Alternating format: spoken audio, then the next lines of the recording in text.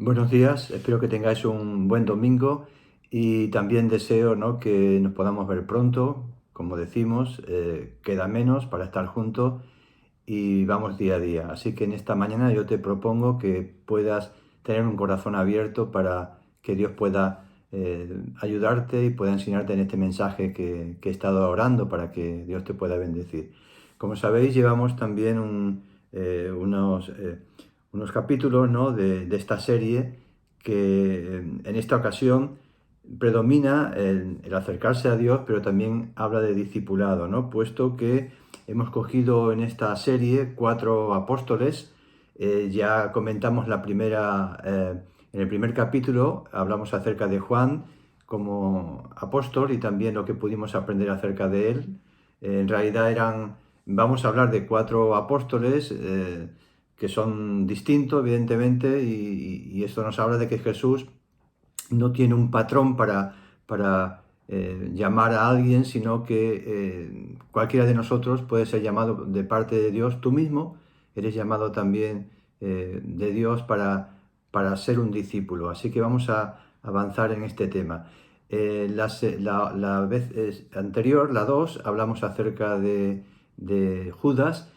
Lo compartió Abraham y también aprendimos de él, un distinto, ¿no?, porque su historia fue trágica, pero también sacamos una enseñanza de este discípulo. Y en esta mañana vamos a hablar acerca de Pedro. Pedro, como sabemos, era hermano de Andrés y eran pescadores. Y cuando se habla de Pedro, generalmente lo que nos viene a la cabeza es el hecho de que era una persona, sí, valiente, una persona muy lanzada, una persona muy emotiva, ¿no?, que tenía muchos altos y bajos, ¿no? Y vemos también, vamos a ver cómo en este proceso de discipulado hay un cambio también en Pedro. Pero esta era digamos, el comienzo de ese carácter y esa actitud de Pedro. Y es increíble, ¿no?, cómo el discipulado, el estar con Jesús, el caminar, no de la noche a la mañana, sino llevaba tiempo, también lo miraremos, cómo transformó también el corazón de Pedro. Y hay un cuarto, el cuarto lección, que será otro apóstol, y esto ya lo veremos la siguiente semana. Así que yo en esta mañana quiero que te centres, o vamos a pensar en Pedro como, para analizar como apóstol y como discípulo, y teniendo presente este marco, ¿no?, de que estos 4, bueno, en general los 12, fueron llamados por Jesús, y a la vez también Jesús les encargó un mensaje que es un mensaje para todos, que lo veremos también un poquito más adelante. Así que le dio un encargo muy, muy concreto, muy efusivo, pero y muy que es como un resumen, ¿no?, de lo que esos 3 años que Jesús estuvo caminando con ellos. Le enseñaron muchísimas cosas, pero es interesante, ¿no?, que cuando hablamos de este mensaje que le deja a todos los apóstoles, pero lo reflejan los 4 evangelistas. Sabemos que tenemos 4 evangelios: Mateo, Marcos, Lucas y Juan, y es interesante la importancia de este mensaje que estamos diciendo, que le deja como misión o como comisión a los apóstoles, porque los 4 evangelistas en su último capítulo recogen también este punto, ¿no? Es como diciendo, bueno, pues todo esto que Jesús nos enseñó y hemos vivido, pero en el último capítulo, cada uno de ellos, como si se hubieran puesto de acuerdo, ¿no?, dejan el último capítulo para hacer mención a este mensaje que Jesús nos quiso dejar a ellos, y que lo transmitieran a todo el mundo, ¿no? Y que a la vez también nos hace responsables y nos apunta a nosotros, ¿no?, como sucesores de ese mismo mensaje, ¿no? Eh, digamos que cuando hablamos de ese mensaje que les comisionó, se suele definir como la gran comisión, ¿no? La palabra comisión, cuando miren el diccionario, indica que es el orden o facultad que da alguien, ¿no?, para otra persona, y también dice que es el encargo de alguien a otra persona para que haga algo, ¿no? Entonces eso significa comisión. Jesús nos deja esta misión, que a la vez es una comisión, ¿verdad?, para que nosotros lo llevemos adelante. Y esto es lo que conocemos como la Gran Comisión en la Biblia, ¿no? Y dentro de lo que es esa Gran Comisión, hay, como lo podemos ver en los textos, ¿no?, hay como 2 mandatos, por decirlo de alguna manera, ¿no? y lo tenemos en los evangelios. El primero del mandato que deja en esa gran comisión es una, pero tiene como dos mandatos. Uno de ellos es predicar el evangelio. Eso lo tenemos lo menciona Marcos en el capítulo 16, que es el último capítulo de su evangelio, porque tiene menos capítulos. Y Marcos, al final de su evangelio, en el capítulo 16, más o menos en el 15, bueno, 15 y 16 también, dice: id por todo el mundo. Jesús les dijo: id por todo el mundo y predicad el evangelio a toda criatura, a toda criatura. Y al que creyere y fuere bautizado será salvo, y el que no creyere será condenado, ¿no? Y cuando leemos el Evangelio de Lucas, en el capítulo 24, que también es el último capítulo, entendamos también que estamos hablando, este contexto en el que Jesús le da esta comisión, es un contexto donde Jesús ya había muerto, había resucitado y se había aparecido expresamente a ellos, ¿no? Se aparecían más personas, pero expresamente a ellos para darle esta comisión. Esto nos habla de la importancia que tiene y que no es una comisión que uno puede escogerla o no si quiere llamarse cristiano y seguidor de Jesucristo, ¿no?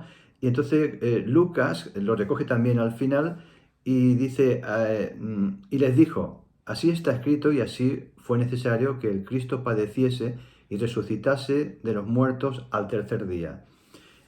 Sigue diciendo: y que se predicase en su nombre el arrepentimiento y el perdón de pecados en todas las naciones, comenzando desde Jerusalén, ¿no? Entonces aquí, esa primera parte de la comisión, lo vemos aquí, lo recogen Marcos y Lucas, es predicar el Evangelio, la importancia de predicar el Evangelio, ¿no? Ahora, la pregunta, porque yo estoy seguro que cuando Jesús deja esto, se aparece a ellos como un privilegio, ¿no? También otras personas, para decirle algo, no le dice cualquier cosa que ya le había a lo mejor dejado claro en otros momentos, sino que le recuerda lo más importante, el objetivo de todo el trabajo que él hizo durante 3 años aproximadamente con ellos. Y el primero, como hemos dicho, de ese mensaje de la Gran Comisión es predicar el Evangelio. ¿Y por qué es importante este mensaje que Jesús le dice de predicar el Evangelio? En otro contexto podríamos pensar que a lo mejor Jesús lo que intentaba es fundar una religión, o a lo mejor lo que intentaba Jesús es pues que le siguiera mucha gente, ¿no? Que es lo típico de muchos líderes, incluso de religiones. Pero es interesante que ni siquiera Jesús dejó la palabra cristianismo. Esa palabra cristianismo aparece más tarde y aparece en Hechos de los Apóstoles. La intención de Jesús no es nada de esto. La intención de Jesús es dar esa prioridad porque Él es consciente, y lo somos también nosotros, de que tenemos un problema. Y el problema que afecta a toda la humanidad, entre otras muchas cosas, ¿verdad?, que podemos ver, guerras y tantas historias y desgracias y pandemias como estamos viviendo ahora, pero en lo que ha afectado y sigue afectando a toda la humanidad, y es para todos, nadie se puede escapar, es el tema de la muerte. Tarde o temprano tenemos que enfrentar la muerte, ¿no? Y aunque puede que pase mucho tiempo, la mayoría de la gente le suele pasar, ¿no? Que no piensa en esto, lo pasa inadvertido, porque piensa en otras cosas o piensa en lo que le apetece o le gusta. Esto lo pasa de alguna manera inadvertido, pero eso no quita, ¿no?, de que todos sepamos que no hemos sido creados para estar aquí en la tierra, y de hecho la tierra no es nuestro lugar definitivo. Eso lo tenemos que saber y lo sabemos. Lo que pasa es que a veces queremos ignorarlo, ¿no? Como mucho, a lo mejor hay personas que pueden vivir 110, escuchamos a veces, o 120 como mucho, no sé si alguna también 120, máximo, pero aún así en estas edades también, cuando ves a estas personas, o nosotros mismos lo podemos ver en nuestro paso del tiempo, ¿no?, te das cuenta de que el cuerpo mismo está avisando, ¿no?, de que se está llegando, se está acabando, no está funcionando. Y es sencillamente porque es algo que está establecido así, que vivamos en esta tierra por un tiempo y después el final, ¿no? Y esto es algo que no es discutible. Y Jesús no viene a restaurar una religión, como digo, ¿no?, sino en el sentido de simplemente que tengamos unos ritos, sino viene con algo muy definido que nadie puede decir con toda la autoridad que lo dijo Él. Y Él viene para que nosotros tengamos una vida eterna, para que la muerte simplemente sea una puerta a un lugar que estaremos eternamente, ¿verdad? Y no tendremos que pensar que es el final de nada, sino es el principio de algo mucho más grande, porque Jesús lo hace posible, no porque seamos nosotros, no porque nos llamemos cristianos, no es cuestión de llamarte nada, te puedes llamar como quieras, pero no es eso. Si fuera tan sencillo, Jesús no hubiera muerto en la cruz, ¿no? Entonces, como digo, hay esas excepciones. A veces nos pasa me acordaba del ejemplo como un bebé, ¿no? Todos sabemos que cuando un bebé es engendrado y empieza a desarrollarse, generalmente está establecido en el ser humano, en otros seres es distinto, ¿no? Pero el ser humano está establecido que más o menos el tiempo que un bebé está en el vientre de su madre son unos 9 meses aproximadamente. Ya sabemos que hay veces que menos, o incluso que a lo mejor por temas de salud o enfermedad hay un aborto no deseado. Y en otros casos, hay muchos casos, desgraciadamente, sí hay abortos que son intencionados, ¿no? Pero en general está establecido que el bebé pueda estar unos 9 meses aproximadamente, ¿no? Imaginaros por un momento que el bebé quiere ignorar esto y piensa, a veces nos puede pasar a nosotros también, tomando la simbología, yo estoy a gusto aquí dentro del vientre de mi madre, pues tengo buena temperatura, tengo 36 grados, estoy a gusto, tengo comida, estoy protegido, soy el centro del cuidado de mi mamá. Y bueno, por este motivo yo no voy a pensar en salir, me voy a quedar, ¿verdad? Sería algo absurdo porque en primer lugar no puede estar ni un año, ni 5, ni 9 años, ¿verdad? Entre otras cosas porque no solamente no sería posible, sino porque también moriría si se prolonga demasiado ese tiempo, y también moriría su madre, ¿no?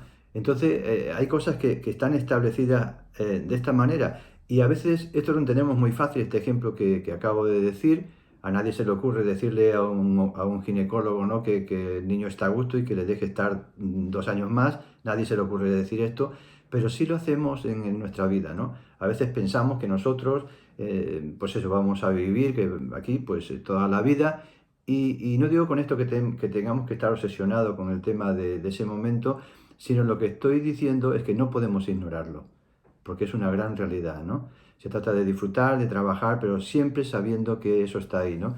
Y, y que la pregunta es si hay alguna solución. Las religiones son una solución. Es una solución ignorarlo, es una solución la psicología, la ciencia, etcétera.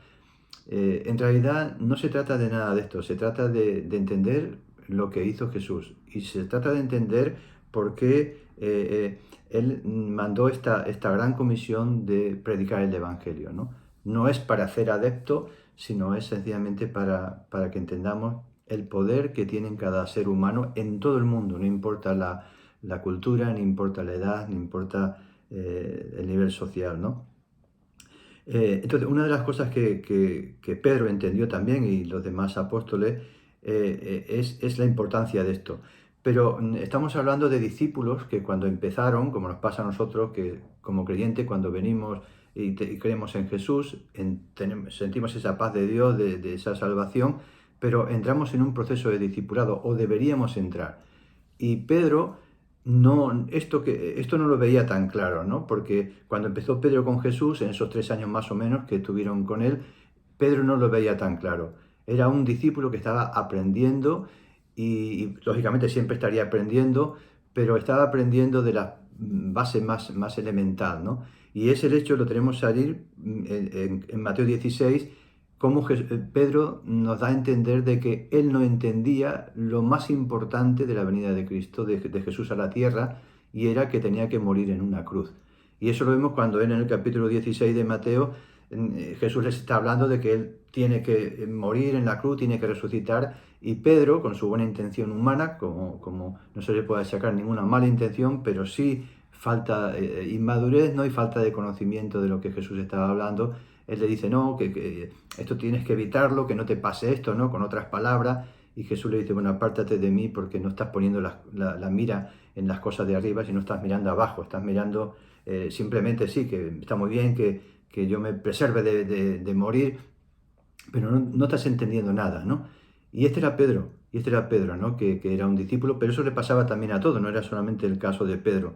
A pesar de que ya Isaías en el capítulo 53, Isaías que vivió 700 años antes de Cristo, ¿no? Que también ya en sí es un milagro, él describió perfectamente, y ellos lo sabían, él describió perfectamente a Jesús y dice así, Isaías 53, acerca de Jesús, dice, Él herido fue por nuestras rebeliones, molido por nuestros pecados, el castigo de mi paz, de nuestra paz fue sobre Él, y por sus heridas fuimos nosotros curados. Dice, todos nosotros, dice, nos descarriamos como oveja, cada cual se apartó por su camino, mas Dios cargó en Él el pecado de todos nosotros. 700 años antes de Cristo, ya Isaías profetiza esto acerca de Jesús. Ellos lo conocían este texto, como todos los judíos, pero conocer un texto no significa que lo entendamos. Que tú vengas a Jesucristo y lo aceptes en tu corazón no te hace ser un discípulo avanzado. Simplemente lo que te da es una vida nueva y a partir de ahí empieza como una nueva etapa, o debería empezar una nueva etapa, ¿no? Así que Pedro no entendía muy bien el mensaje de la cruz. Y ese era el gran problema, ¿no? que tiene también mucha gente en este mundo, en esta sociedad, cuando se le habla de Jesús, piensa en religión y piensa en todos los prejuicios que ha causado en su nombre la religión, ¿no? En muchos casos con razón. Pero es importante, ¿no? Que uno deba descubrir o debe descubrir, separar lo que es el hombre y lo que es la esencia de lo que Jesús hizo, ¿no? Así que la importancia del discipulado de esos 3 años hizo cambiar a Pedro en este aspecto, en más aspectos como veremos, pero especialmente también en esto que era uno de los principales.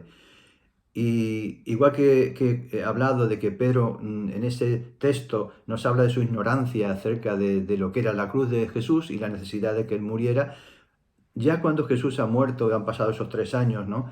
En Hechos de los Apóstoles, capítulo 4, el mismo Pedro, vemos a un Pedro cambiado en ese sentido, porque vemos que él está predicando delante de habla de que hubo 5.000 personas que creyeron en Jesús después de estar él predicando, pero es interesante que Pedro, dice la Biblia que estaba lleno del Espíritu Santo, ¿no? Y luego dice también en Hechos capítulo 4, versículo 12, dice estas palabras Pedro, el mismo Pedro que dudaba de lo que era esa muerte de Jesús, él dice, bueno, les recrimina un poco a los que están hablando de que le habían crucificado, que Pilato, y etcétera, etcétera, y termina diciendo, en ningún otro hay salvación, porque no hay otro nombre bajo el cielo dado a los hombres en que podamos ser salvos. Ahora él dice esto, ahora él entiende, estamos hablando de 3 años y pico de discipulado después, él llega a decir estas palabras, en ningún otro hay salvación, porque no hay otro nombre bajo el cielo dado a los hombres en el que podamos ser salvos. Y él dice esto, como lo que estaba diciendo, sabiendo que eso es porque él ocupa nuestro lugar, porque él muere allí en la cruz. Así que Pedro empieza a entender lo que sería luego uno de los primeros mensajes de la gran comisión que tiene que transmitir al mundo, ¿no? Que es predicar el Evangelio. Así que Pedro se está preparado. Esto quiere decir que cuando un cristiano acepta a Jesucristo es el comienzo, ¿no? Pero luego hay una preparación para que Dios pueda llevar adelante, pues eso, su propósito de que más gente pueda conocerle, ¿no? Y el segundo, hemos dicho que es predicar el Evangelio, y el segundo punto de esa gran comisión que le dice es hacer discípulos a todas las naciones. Y esto también a veces se entiende mal, ¿no? Porque hay personas que se quedan, bueno, hay que predicar el Evangelio, yo ya he creído, pero unido a eso, la gran comisión le dice hacer discípulos. Y eso lo menciona en Mateo capítulo 28, también en su último capítulo, como hemos estado diciendo, porque, como he dicho antes, Jesús ya había resucitado y se aparece expresamente y le dice a los discípulos, dice, id y haced discípulos a todas las naciones, Mateo 28, 19, bautizándolos en el nombre del Padre, del Hijo y del Espíritu Santo, enseñándoles que guarden todas las cosas que os he mandado. Y luego el Evangelio de Juan, capítulo 20, el último capítulo también de Juan, él dice también, que se le apareció, le dijo, paz a vosotros, a los apóstoles, y dijo, como me envió el Padre, así también yo os envío, ¿no? Y aquí vemos también que la importancia de este segundo mensaje de la Gran Comisión. Porque una cosa es creer en Jesús, ¿verdad? Que esto nos da salvación si somos sinceros, no hay que hacer ningún mérito, es creer en Jesús de todo nuestro corazón, aceptarle como Salvador y pedirle perdón por nuestros pecados. Esto tiene como consecuencia un nacimiento nuevo, como él decía, pero el ser discípulo eh, nos habla de la necesidad de crecer. Una cosa es creer en Jesús y otra cosa es crecer en Jesús. Y esta gran comisión va orientada a las dos cosas. No tiene sentido que creamos, pero luego nos quedemos estancados. Es como no tiene sentido que alguien te regale una planta y que va creciendo y tú te olvides absolutamente de ponerle sol o echarle agua. Evidentemente no es suficiente nacer, ¿no? Un bebé también necesitamos también crecer. Y estas dos cosas van unidas, ¿no? Así que la segunda parte de la comisión es crecer y van ambas de la mano, ¿no? Así que el discipulado no depende tanto de que ellos fueran las personas más cualificadas que había allí en Jerusalén o en Israel, en Palestina, sino es para todos. No es cuestión de que tú tengas muchas cualidades o tengas pocas, no es una universidad que hace una criba, no estamos hablando de un profesor de teología, estamos hablando de discípulo. Discípulo es todo aquel que ha creído en Jesús, ¿no? Y como digo, no depende tanto de cualidades o emociones, sino depende de una palabra también muy importante que tiene que ver con el discipulado. Y esa palabra que Jesús también la experimentó y le enseñó a los discípulos, es una palabra que se llama compromiso. Igual que la salvación es por fe en Jesús, el discipulado es compromiso. Si no hay compromiso, por mucho deseo que tú tengas, por mucho que tú quieras leer, estudiar, no sirve para nada. El discipulado es compromiso. Y es lo que le sucedió a Pedro, ¿no? Que él estuvo comprometido con Jesús en los momentos buenos, en los momentos malos, ¿no? Así que el compromiso con Jesús que Él nos enseñó, el compromiso de Jesús en Gesemaní. Recordáis que en Gesemaní Jesús tuvo ese momento que tenía que decidir, ¿no? Y decidió hacer lo correcto, lo que debería hacer, lo que Él sabía que tenía que hacer, aunque dijo, pasa de mí esta copa, pero, o sea, que significa que él antepuso el compromiso que tenía a lo que él sentía, a su temor pues ante la cruz, ¿no? Que conocemos allí en Getsemaní, ¿no? Y luego también vemos, ¿no? Que el compromiso tuyo y mío en momentos difíciles es lo que nos hace también verdaderos discípulos. Ese compromiso de Jesús en Getsemaní es lo que permitió la salvación. Pero como discípulos, el compromiso que tenemos con Jesús y con lo que Él nos ha enseñado y nos enseña es lo que nos hace verdaderamente discípulos, ¿verdad? No simplemente las emociones. En Lucas capítulo 9, Él decía a todos, si alguno quiere venir en pos de mí, niéguese a sí mismo, tome su cruz cada día y sígame. Entonces, Jesús está diciendo que si alguno quiere ser su discípulo, la matrícula es esta. La matrícula no es una universidad, que no digo que no tenga que haber institutos bíblicos y que no tenga que haber cursos, que no tenga que haber de todo. Pero la matrícula que Jesús propone, ¿verdad? Auténtica, es esta. Si alguno quiere ser mi discípulo, niéguese a sí mismo, tome su cruz cada día y sígame. Y esto es otra historia. Aquí, graduarse aquí no cuesta dinero, pero cuesta algo que mucha gente no está dispuesta a pagar. Y algún día delante de Dios tendremos que dar cuenta, ¿no? De por qué nos hemos quedado solamente con el regalo de la salvación, pero hemos eludido el otro mensaje de la gran comisión, que es hacer discípulos a todas las naciones. No solamente ser discípulos, sino también enseñar a otros, ¿no? Eh, Así que el significado de tomar la cruz, ¿no? Que si para ti es dudoso o a lo mejor no está claro, significa sencillamente que cuando yo quiero hacer mi voluntad porque me apetece, porque me agrada, y eso se cruza, ¿no? Con lo que es la voluntad de Dios, yo tengo que decidir la voluntad de Dios. Y eso es tomar la cruz. Jesús no tomó la cruz porque le apetecía, ni porque dijo, bueno, voy allí a pasear, a hacer turismo, ¿no? A la tierra, ¿no? Él estaba allí en el cielo. ¿Recordáis el bebé cuando está dentro del vientre de su madre? No tiene ningún problema, no quiere incluso salir. Si le preguntáramos, seguramente no quiere salir, a saber qué se va a encontrar fuera, ¿no? Él estaba en el cielo y él bajó aquí a la tierra y cogió de lo más difícil, la muerte más complicada. Y él lo hizo por esto. lo hizo por un compromiso de negarse a sí mismo, ¿no? Así que tenemos que entender que ser discípulo no significa que no podamos disfrutar de cosas, pero significa que en muchas ocasiones o en algunas ocasiones tenemos que decidir, ¿no? Si queremos obedecer a Dios o negarnos a nosotros mismos. Entonces, hay en estas dos partes, ¿no? Que de la Gran Comisión, la primera que hemos dicho, predicar el Evangelio, eso lo que hace es que a través de esa fe en Jesús nos acerca a la cruz de Jesús para tener el perdón. Y la segunda, que es también la Gran Comisión de ir a hacer discípulo, lo que acerca en mis manos a mi propia cruz para que la tome y para que siga a Jesús. No seguir a Jesús cuando todo lo veo claro, cuando todo me va bien, cuando me siento bien o me apetece, y eso Dios lo sabe cuando uno lo hace sencillamente con motivaciones equivocadas, ¿no? Porque el Maestro es en realidad el que está con nosotros, el que nos está mirando, ¿no? Así que Pedro tomó las dos partes, ¿no?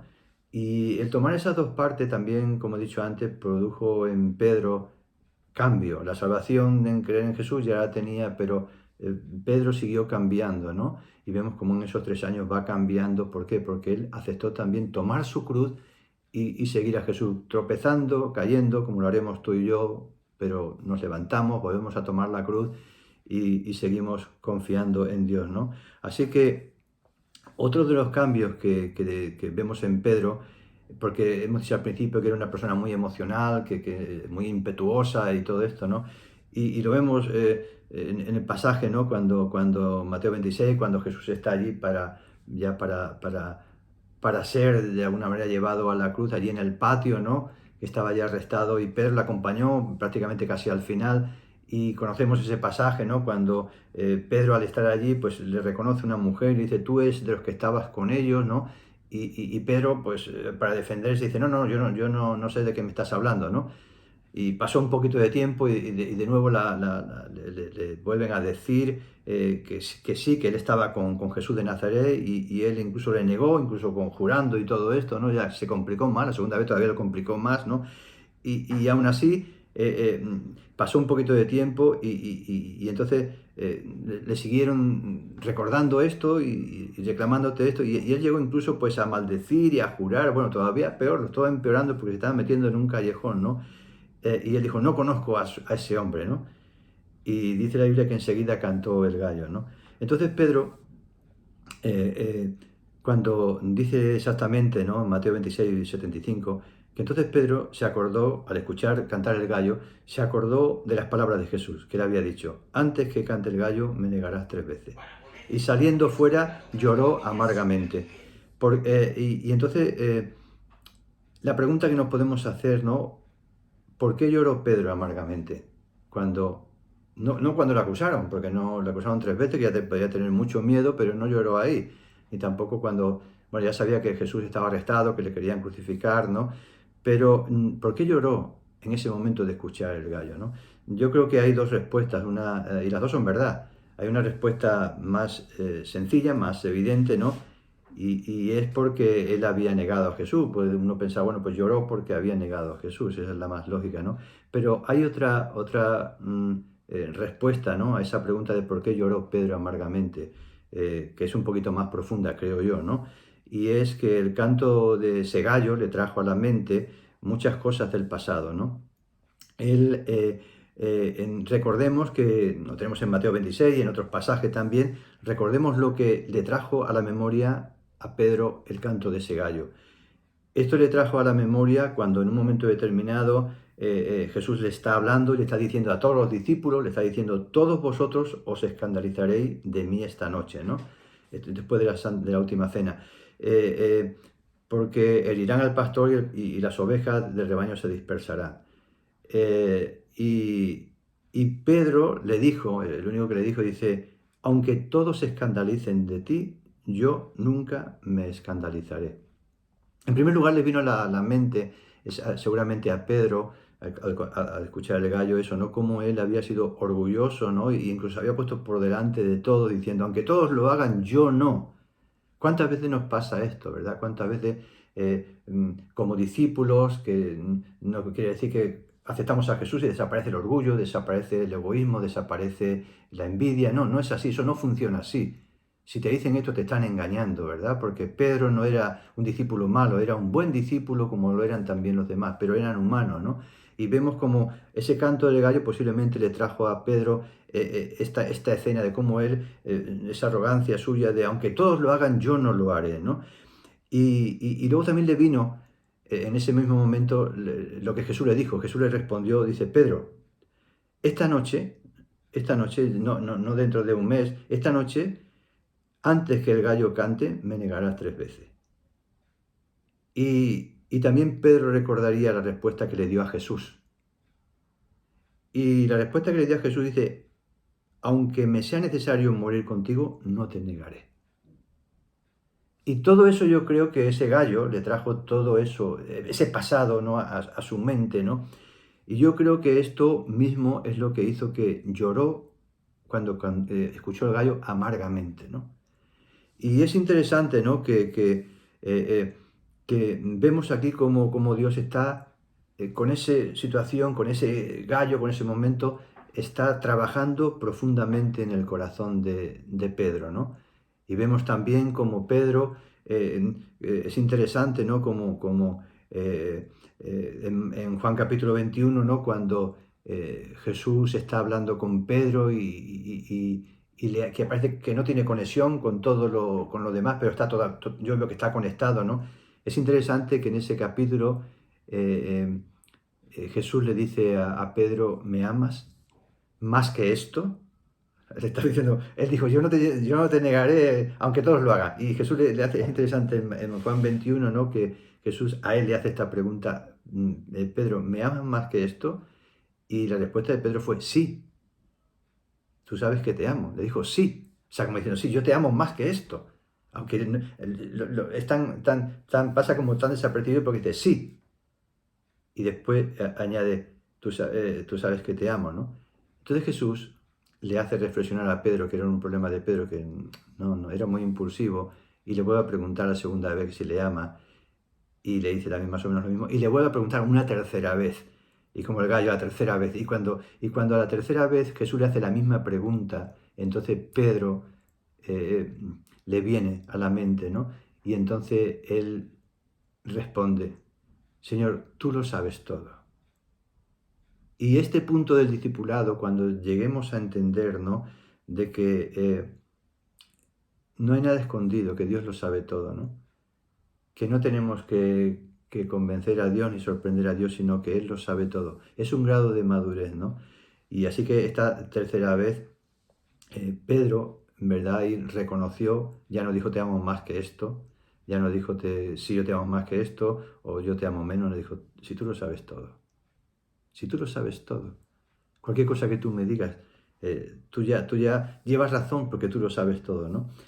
Y es interesante, ¿no? Que la importancia del discipulado, ¿no? De esta segunda parte. Tú, si ya has aceptado a Jesús, que es la primera parte de la gran comisión, si no lo has hecho, pues es lo más importante, que cojas un momento, si quieres ahora o a la tarde o en la noche en tu habitación o donde quiera, y que le digas a Jesús, ¿no? Que quieres aceptarle como tu Salvador, que reconoces, ¿no? Que su muerte no es una religión, sino su muerte es un hecho real, que Él ocupa tu lugar y que tú puedas sentir esa paz de Dios, de que un día puedas estar con Él, ¿no?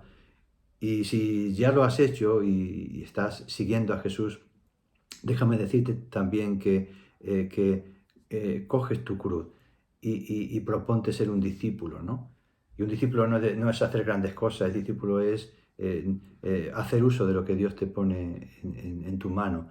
Ahora mismo tenemos los equipos de conexión por el tema de la pandemia, no estamos en la iglesia en 3 semanas, pero sabes que hay equipos de conexión en 3 semanas, y si tú no lo sabes o te has conectado de algún otro sitio que no conoces la iglesia, lo puedes hacer, envía un correo a la iglesia en la página web solicitando que quieres participar en los equipos de conexión, que no son otra cosa que simplemente ese equipo donde se discipula, se enseña y se nos lleva a reflexionar, ¿no? Por ponerte un ejemplo, ¿no? La lección 9, que es la última que están dando los responsables, los capitanes, ¿no? Habla del narcisismo espiritual, ¿no? Muy importante, habla acerca de lo que es poderte ayudar a liberarte de esos grandes errores, como le pasó a Pedro, ¿no? Que se centraban en sí mismo, en su yo, ¿no? Y poder aprender en esta lección, entre otras muchas cosas, ¿no? Poder aprender que el verdadero evangelio no es tanto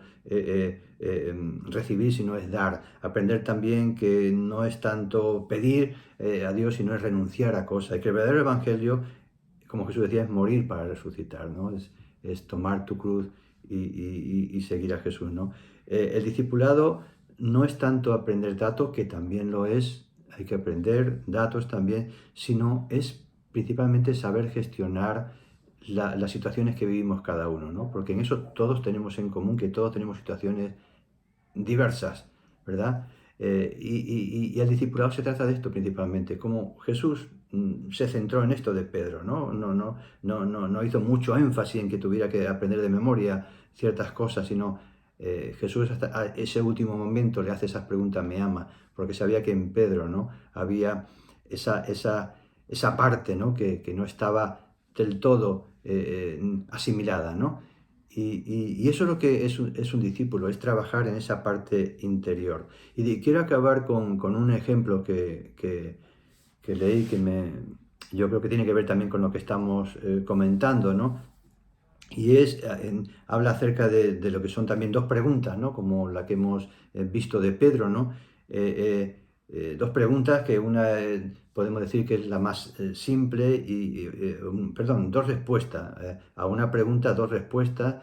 Una es más simple, como hemos escuchado antes, y la otra un poquito más profunda, ¿no? Y es el caso, ¿no? Que seguramente te ha pasado, ¿no? Que alguna vez has llevado en tu mano una taza de café y en el trabajo o en casa y la has llevado en la mano y has ido caminando con ella y en un momento determinado te has tropezado con alguien o alguien te ha dado sin querer en el hombro o tú mismo te has tropezado con algo, con una columna en el brazo y se te ha caído todo el café encima, ¿no? Al suelo o en la ropa. Seguro que te ha pasado alguna vez, ¿no? Y, y entonces digamos que la respuesta, ¿no? De por qué te ha pasado esto, ¿no? Sería una respuesta simple, ¿no? Bueno, pues me ha pasado esto porque alguien me ha empujado, porque me he tropezado, porque no me he dado cuenta, etcétera, ¿no? Pero hay otra respuesta un poquito más profunda, ¿no? Que es la que quiero dejarte como ejemplo y transportarlo también a la parte espiritual. No solamente que se te ha derramado el café porque te has tropezado, porque alguien te ha empujado, ¿no? Eh, Sino se te ha derramado el café porque lo que había dentro de tu taza era café. Si hubiera sido té, no se te hubiera derramado el café, se hubiera derramado el té o se hubiera habido leche. Entonces, no se trata tanto, ¿no? de que el café, lo que hay dentro de mí se ha derramado porque me he chocado con este o con el otro, ahora lo transportamos a la parte espiritual. Se trata de qué es lo que sale de mi corazón, ¿no? Porque muchas veces, cuando a veces nos tropezamos o alguien nos hace tropezar o nos equivocamos, de nuestro corazón salen cosas. No sale café, seguramente, ni saldrá té, ¿no? Pero salen cosas. Y esa es la enseñanza, ¿no? Salen cosas. A veces puede salir la ira, puede salir la frustración, puede salir una mala palabra, puede salir resentimiento, puede salir orgullo también, ¿no? O acusación o rencor, ¿no? Y lo que yo quiero dejarte, ¿no? Es que el discipulado se trata de esto, ¿no? Se trata no solamente, bueno, es que me ha pasado esto porque aquel otro sino qué ha salido dentro de mí.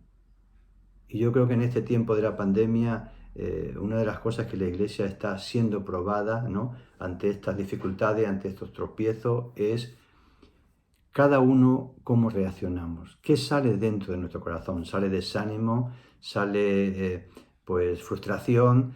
¿Sale impaciencia? ¿O sale una enseñanza, como Jesús le quería decir a Pedro, ¿no? Que hiciera una lectura más profunda, ¿no? Sale una enseñanza de lo que hay en mi corazón. Yo le doy gracias a Dios, ¿no? Porque aprendo también o intento aprender, ¿no? De que muchas veces cuando hay situaciones que me hacen que salen cosas de mi corazón, no me gusta. Y eso quiere decir dos cosas. Primero, que no es agradable, pero lo segundo es que doy gracias a Dios porque si no sucediera esto, yo no sabría lo que hay dentro de mí. Pensaría que hay café y a lo mejor no hay café, a lo mejor hay otras cosas, ¿no? Que no son tan agradables. Y eso es el discipulado. El discipulado no es simplemente quedarnos con la lectura superficial de las cosas que nos suceden, sino el discipulado es profundizar en las cosas que nos suceden, ¿no? Y pedir a Dios que nos ayude a, a ser un poquito más como Él, ¿no? Así que quiero en esta mañana dejarte esta reflexión y recuerda que si eres creyente, pues va cogido de la mano que seas un discípulo y utiliza los medios y herramientas que en cada momento Dios te permite tener en tu mano. Si no estás apuntado a los equipos de conexión, apúntate, luego lo haremos en la iglesia y lo haremos más cosas, pero los recursos que hay ahora, úsalo. No estés esperando cosas que a ti te agrada o que encajan contigo, sino deja que Dios use lo que Él tiene para ti. Y te sorprenderá que lo que Dios tiene para ti generalmente suele ser mejor que lo que tú piensas que es mejor para ti. Que no te pase como a Pedro, ¿no? Que él discutió con Jesús. Así que yo te pido a Dios que tengas fuerza, que te dé ánimo, ¿no? Y que sigas con tu compromiso, ¿no? Y si Dios quiere, pues saldrás fortalecido, saldrás un discípulo fortalecido y podrás llevar adelante esa gran comisión. Recibe un abrazo, ¿no? Y que Dios te bendiga mucho. Dios te bendiga.